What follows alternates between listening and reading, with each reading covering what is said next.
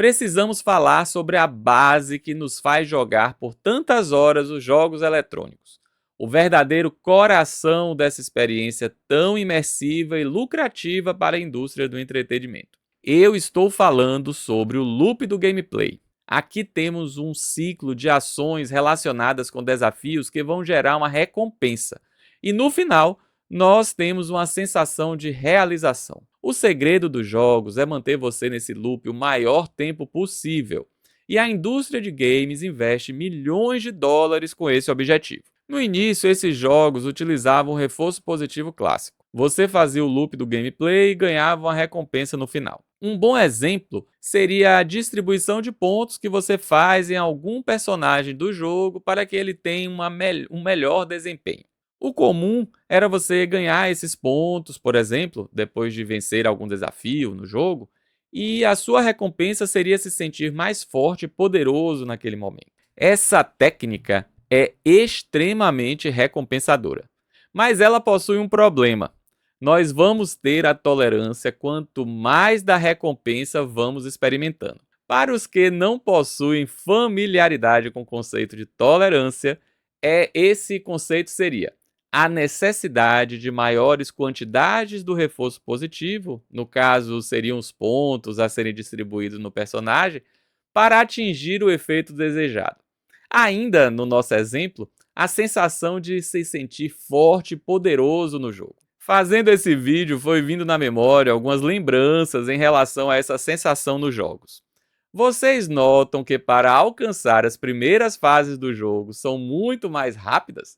Tem jogos que logo no tutorial você já vai ter uns pontinhos para distribuir. Aqui o desenvolvedor quer te dar logo esse gostinho do reforço positivo. Com o passar do tempo, vai demorando cada vez mais para você ter essa sensação de progressão e reforço psicológico. Tudo isso é muito bem pensado.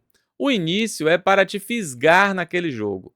Já a ampliação desse tempo para essa sensação gostosa de sucesso é para que você fique no jogo o maior tempo possível. O problema é que, pensando no reforço positivo clássico, dentro de algum tempo você não mais vai experimentar essa sensação. É aquele momento que você vira quase um deus dentro do jogo e por mais vantagens que você venha a ter, já não consegue experimentar aquela sensação gostosa do início ou do meio de sua jornada naquela aventura. É nesse ponto que você sai do jogo e vai buscar outro título, muitas vezes de alguma concorrente da desenvolvedora do jogo que você estava engajado. É aí, pessoal, que gosto de fazer uma analogia ao traficante de drogas.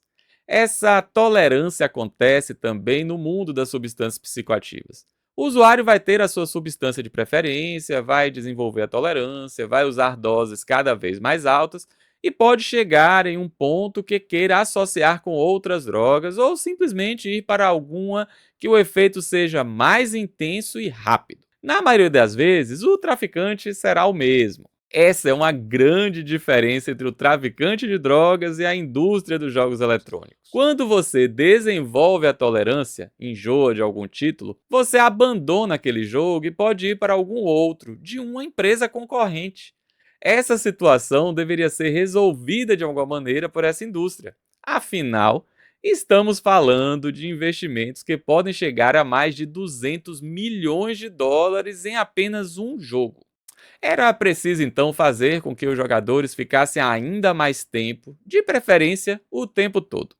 É aí que temos a introdução nos games da taxa variada de recompensa, e com sua introdução temos exatamente o mesmo sistema que é utilizado nas maquininhas de caça-níquel dos cassinos de qualquer lugar do mundo. Como o sistema utilizado é o mesmo, logo as respostas neurobiológicas seriam parecidas, assim como as consequências, tanto para os jogadores dos jogos eletrônicos quanto para os apostadores patológicos. Mas afinal, o que seria a taxa variada de recompensa?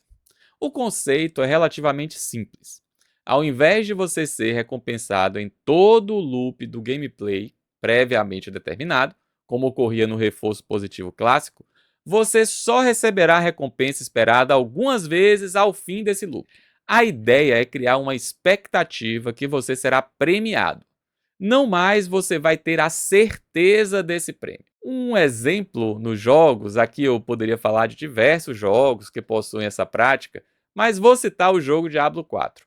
Nele temos um inimigo chamado Duriel e você tem uma chance em 50 de ganhar um item chamado Uber Único, ao derrotá-lo, né?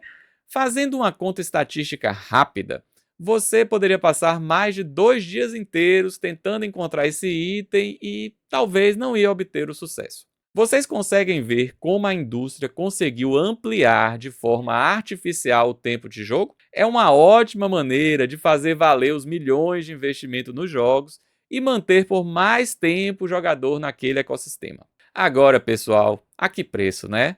A taxa de reforço variável é muito mais viciante que o reforço positivo clássico.